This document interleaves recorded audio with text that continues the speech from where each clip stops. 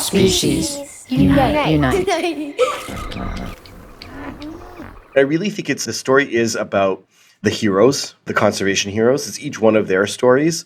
And then it's about my personal growth story of being absolutely useless in the jungle and how I got decent by the end of it.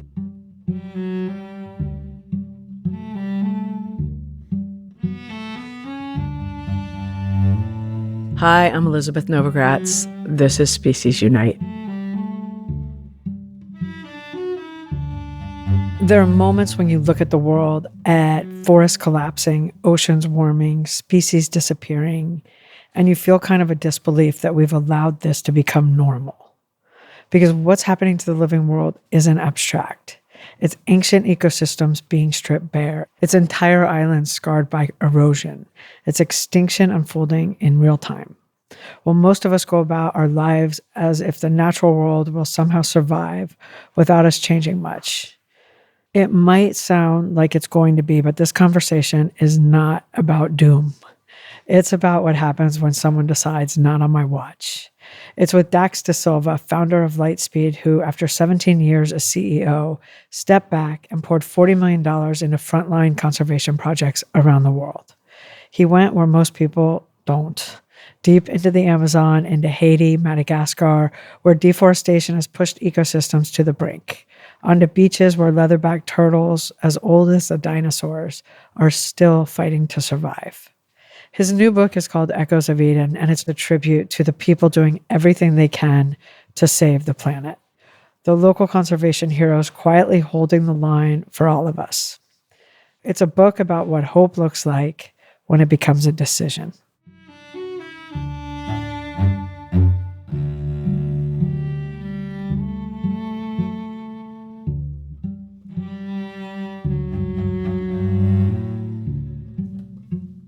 Welcome, Dax.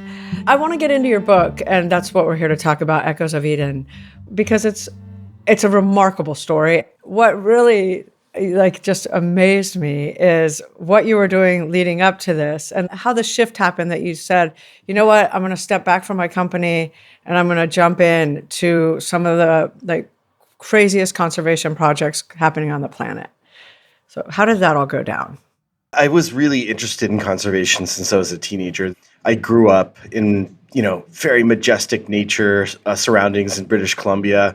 My parents are refugees, so growing up, we did a lot of the inexpensive activities like outdoor camping and just fell in love with the nature in British Columbia. By age 13, I was such a nerd. I was like a programming for my dad's boss's son's startup. So from 13 to 15, I was apprenticing. I already knew I was going to have a career in software. But at 17, I saw news reports that they were clear-cutting 1,000-year-old trees on the west coast of Vancouver Island, and I was just in shock because I didn't know about all of that industrial kind of logging, and it just hurt me to see that was happening. And so I joined the protests with my stepbrother. We drove all the way, and we actually saved Clayoquot Sound. It was like an international War of the Woods. Zipporah Berman was a student researcher turned into this incredible leader. It showed me the power of individual action. She was such a huge role model for me. I've become friends with her since. And as 17-year-olds, we just saw the power of collective action to save a huge piece of nature and what happens when you can get together and take a stand.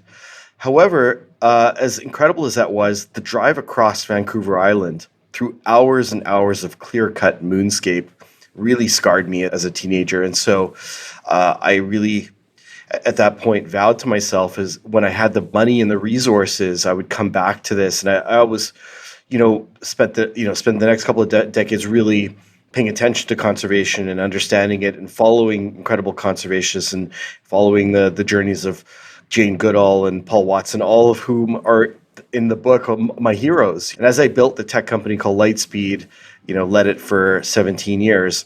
So I took $40 million of the proceeds that I've had from the IPO and put it into 10 projects that I really believed in. And It was actually the book that I published, the first book called Age of Union, which was about being a change maker. It came out during the pandemic, and so I did all these Instagram lives with all of these incredible conservation change makers to kind of launch the book in a period where you couldn't do a gathering.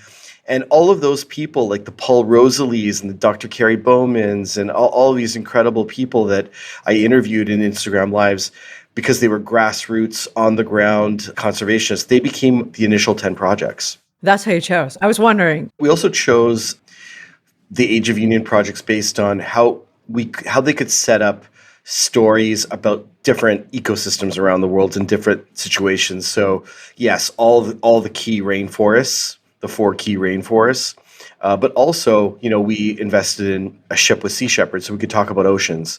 I couldn't be investing all over the world without investing in key ecosystems in Canada, in BC where I grew up, or Quebec where I live now, but also use, the choices like a river system or, a degraded watershed, like different or a migration path for eagles. Like each one of these were also selected for the storytelling aspect and for the change maker at the center of it, because it's amazing to tell stories of animals and biology and species, but I think what's really inspiring to people is that individual at the core of it, because they show you the power of individual action and can inspire us on a personal level. One thing I really found in your book, there's so much hope in these stories, and there's so many solutions that are working, because you are going to places that are 99% deforested, like Haiti, Yes. 90% deforested, Madagascar. That feels like really like, what else can we do here?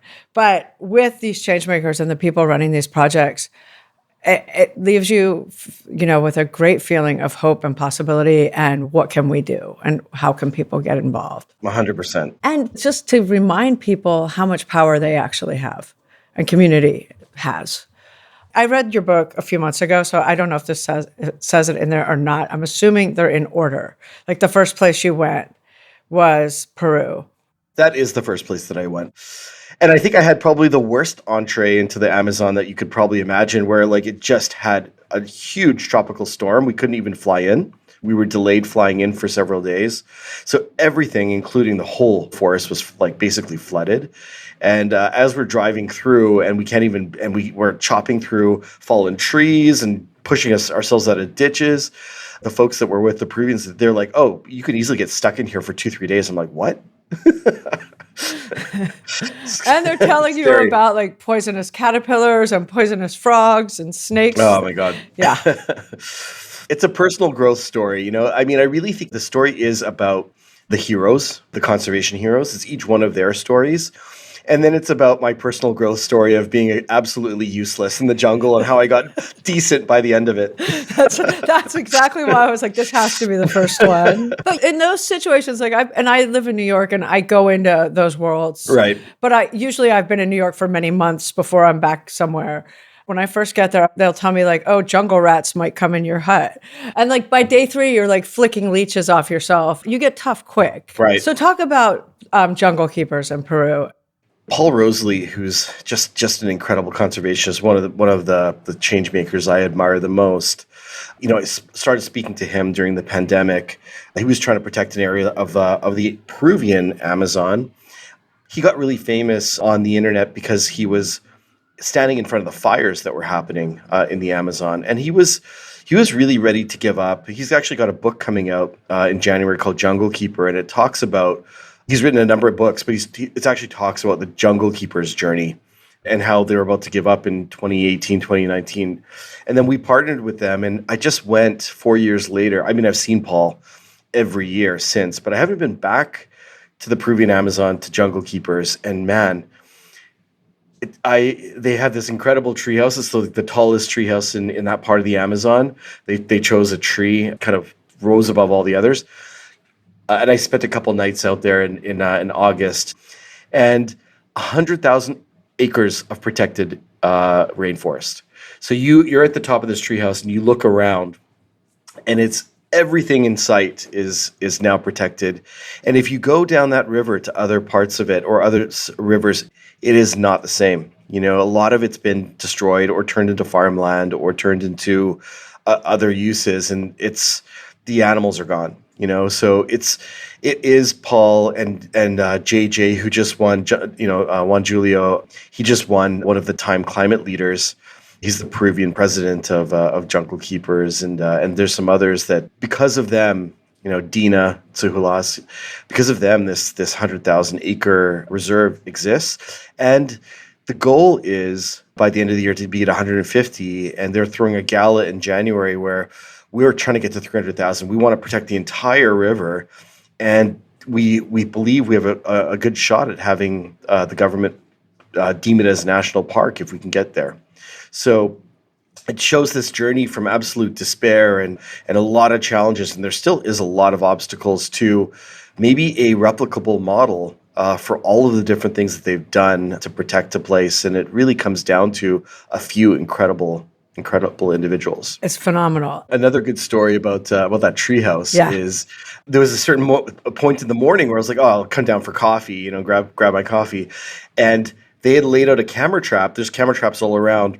A jaguar was on that path, and then two pumas came through later. And if I had come an hour before, I would have intersected with them. So it's still really wild, It's like, if you're not okay with that, you should probably, watch it on YouTube. At one point, I think it's at the end of the book, you say, yeah, everyone should go visit these places. And I'm like, well, I don't know if you sold them so well to certain people. But the work they're doing, because we need to be protecting so much of this globe. And I would think it would be a model, right, for so many places. One of the bleakest sounding stories, just in terms of 99% deforestation and all the corruption and gangs is Haiti. And it must have been really scary to go to Haiti. Mm-hmm. You went under a false name. It was literally 3 weeks before the Haitian gangs took over the whole country. When we landed, we could see their presence in the airport. We had armored cars and armed guards, and I had a pseudonym. I traveled with CORE, which is Sean Penn's foundation. They've been working in Haiti since the earthquake. So I was with Anne Lee, who's the CEO, who's very, very tough. She's the only person I would travel there with, but nobody can even go there now, even from, I don't even think their team. So you saw what was, the challenges in Port-au-Prince. Now, to get to the area that we're doing a project, it's up in the mountains in the Central Plateau. We had to take a helicopter and vehicles that were literally driving up boulders to get up this mountain. But when we got to the area, it took us almost a whole day to get to Bay Tarib, where the project that Age of Union had supported with Arcade Fire and an organization called Canpe, Regine from Arcade Fire's Haitian background has been supporting this project. Just this incredible project of this village that we've been able to protect areas of forest and regrow forest. And for the children in that village, which is thriving and is quite far away, removed from the gang violence of Port-au-Prince, trees are hope because their parents and their grandparents didn't have trees. So it's the first generation where they're like, we actually have a future because the trees hold the soil, we can grow crops, we can grow fruit. There's a future, and it's rooted in tree cover.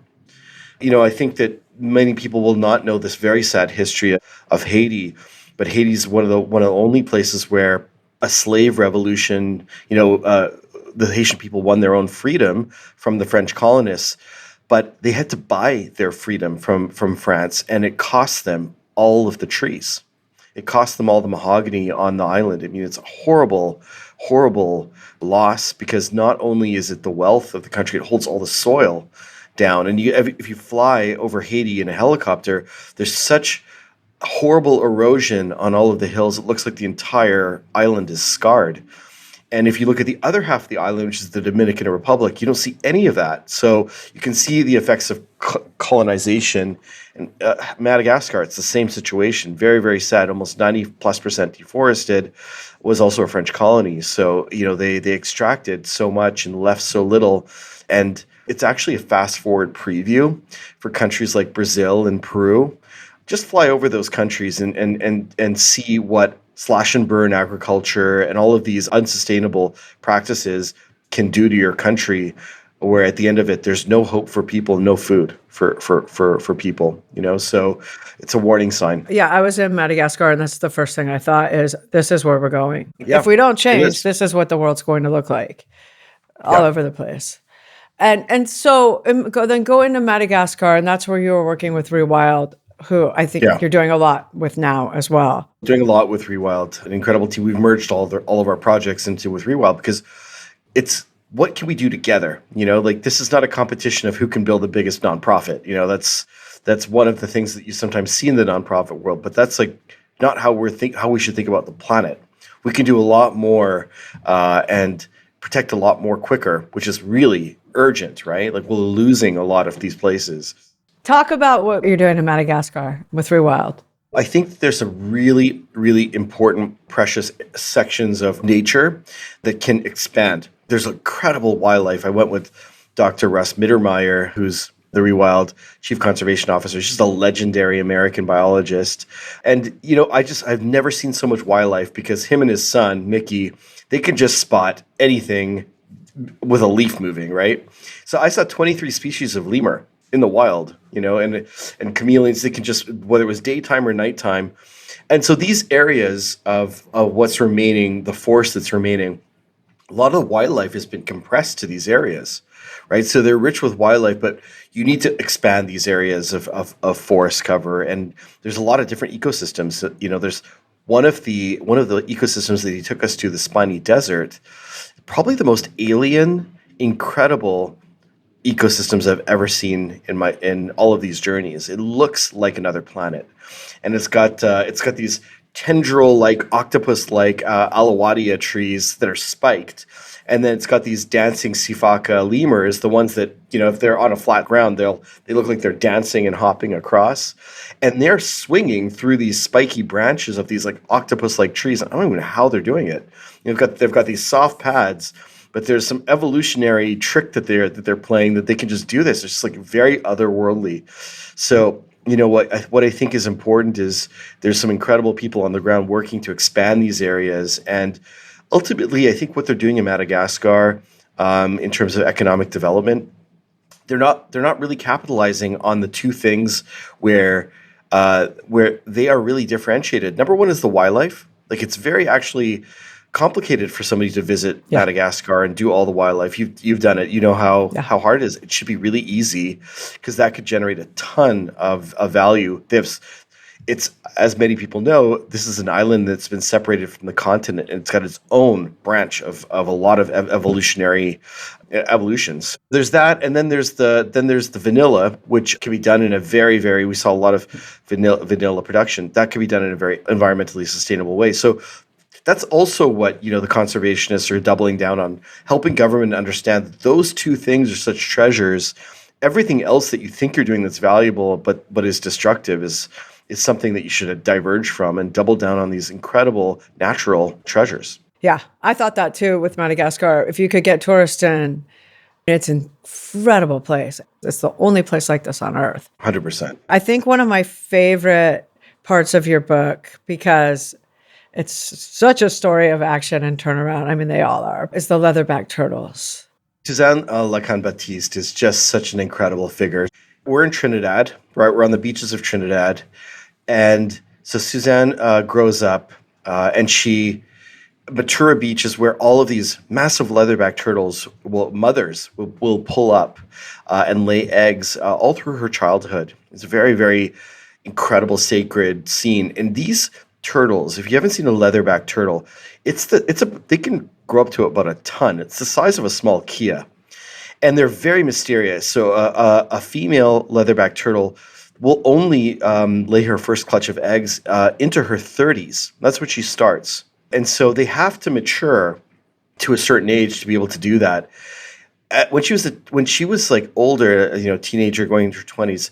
Young men start to come down and butcher these mothers coming up to lay their eggs and for meat and steal the eggs as well. And essentially, this is like a death sentence, and is what has happened in all the other Caribbean islands. And this was one of the last places where leatherback turtles, which were plummeting in number around the world, not just the islands, but also Asia, right?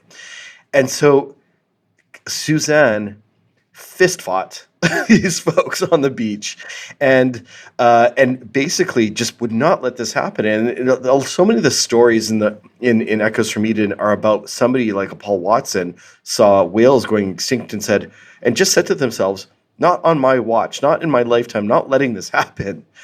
And so over the course of time, she just changed that community, including a lot of those young men. She supported them, helped them find roles of how she turned this whole community into a conservation community around the turtles, got Matura Beach protected by the government, created jobs for all of these folks so they didn't have to do these one-time extraction exercises of killing these animals, but now creating a whole teams of rangers, expeditions to go see these turtles, give birth live, nesting boxes, because 1 in 1,000 of those eggs will reach breeding maturity as a breeding turtle.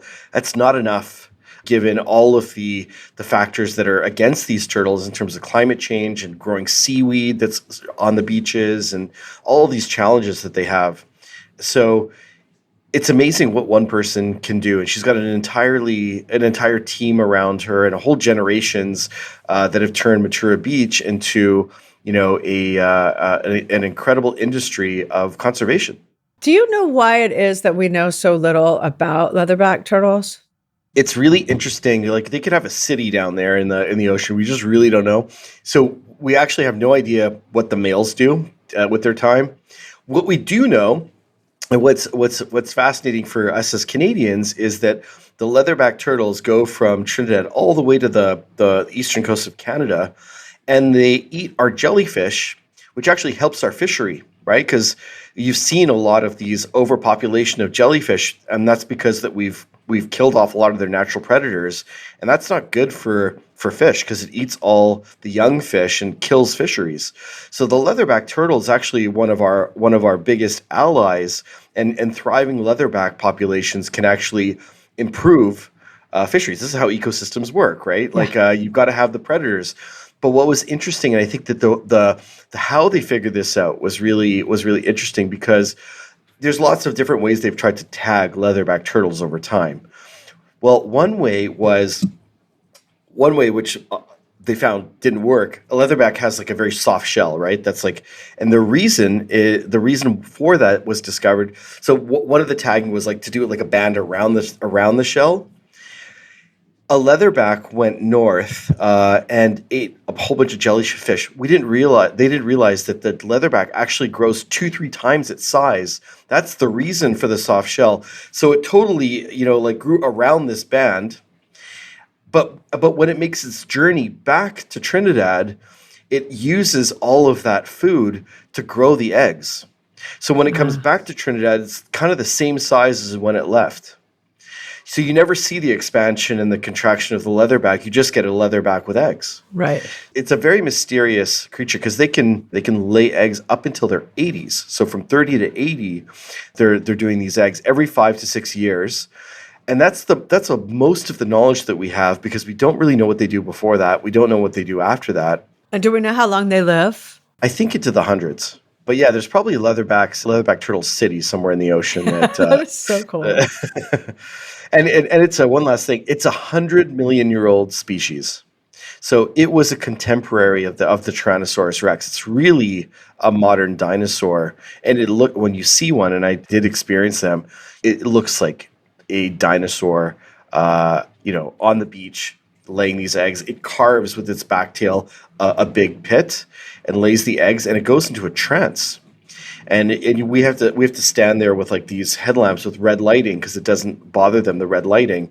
A white light would startle them, but you feel like you're witnessing something very ancient. And I think if we can help leatherback turtles survive this period of humanity where we're very self-centered and not thinking about their concerns, and we can help them survive the next 50 years, then I think that they'll outsurvive us. I think they've survived 100 million years. They'll survive another 100 million years. We'll come and go.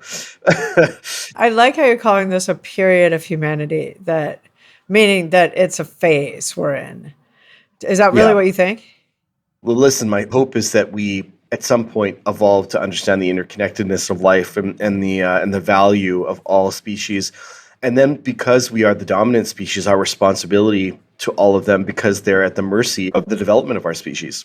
So we have a responsibility. And people like Suzanne and Jane Goodall and Paul Rosalie and all of the conservationists are on a spiritual level that they understand this innately and they feel protective. The Paul Watsons, like that is, I think, the kind of understanding that we all hopefully will reach over time, which is we have to protect these species because inherently all life on this planet is valuable, right? And we are the only ones that can be a voice for these vulnerable, voiceless trees, every aspect of these ecosystems, but especially these species that have been evolving for millions of years or hundreds of millions of years. We can't be the reason why they cease to exist, Right. because out of ignorance. And since you brought Paul Watson up, we'll do one more. The dolphins in France. So Paul Watson, a hero of mine. If you don't know, we've been whaling for 400 years or more. Drove whales, some of the most intelligent species on the planet, to near extinction. And literally we're using whale blubber for fuel, to light candles. I mean, it's just unbelievable when you think about it now. But we literally emptied the oceans of whales. And now 1,000 fin whales are congregating in the Southern Ocean, and we haven't seen that in our lifetime. But because of Paul Watson, we have not just one species, but all species of oceanic whale in major comeback mode. So that's incredible. So there was a story on the coast of France where big trawlers, and this is like one of the first missions of the MY Age of Union, it's a ship that we sponsored for 3 years, was documenting all these trawlers coming on off the coast of France and vacuuming everything, and it's as trawlers do, all the fish. And the dolphins, consequently, the oceanic dolphins were coming closer to the French coast and colliding with the French fishing fleet, the local fishing fleet, which they never did before, but because they had no food, they were doing so. And then 10,000 dolphins were washing up on the beaches every year. So extinction level amount of death suddenly happening over the last 6 years. So Sea Shepherd France, led by an incredible protege of Paul, Lamia Essemlali, started a campaign. And so we documented all of this with a film, a campaign that they ran to bring these dead dolphins to the foot of the Eiffel Tower, to the foot of the National Assembly. And the French people were like, we don't even know we had dolphins. They thought dolphins were something that you find on the coast of Jamaica, not France. And so we raised awareness, and we got the laws changed. So, but between Sea Shepherd France and the film and the pressure and the outrage of people, it showed the power of raising awareness and the ability to change something.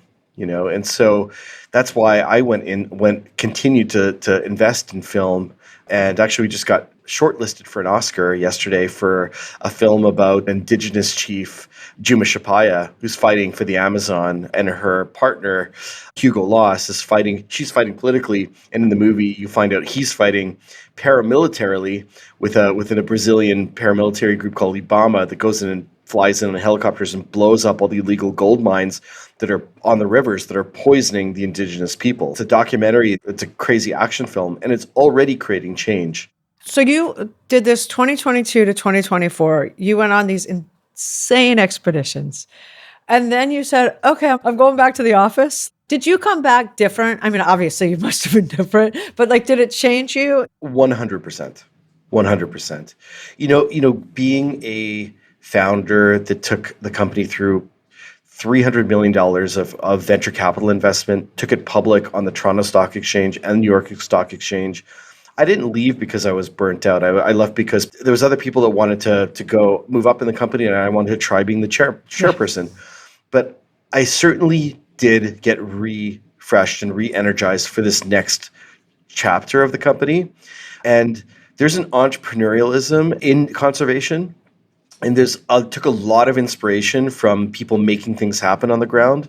And that's why it's not a book about doom and gloom about the environment. It's a book about action and hope and change. And I think that we're doing a transformation at the company. I mean, I am convinced that the right amount of action will be a benefit to the company, and then over time we'll be able to do a lot more for conservation as well if we're successful. So it all works together. I'm re-inspired, and yeah, obviously when you go to a jungle, you come back alive. You come back energized. I love it. I love it, Dax. I think everybody should read this book because for so many reasons, because of the hope and possibility and showing like how much of this planet is in the process of being saved and helped and how much more we need. But also it's just a really good book. It felt like this old school, like adventure stories, it's great. Thank you so much.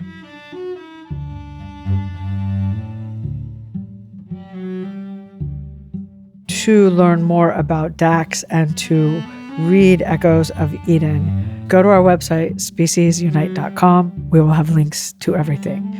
We're on Facebook, Instagram, and TikTok at Species Unite.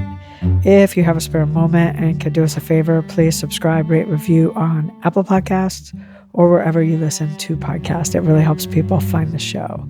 I would like to thank everyone at Species Unite, including Gary Knudsen, Caitlin Pierce, Amy Jones, Paul Healy, Santina Polke-Link, Bethany Jones, Hannah Gabrielson, Patrick Norton, and Anna Kalner, who wrote and performed today's music. Thank you for listening. Have a wonderful day.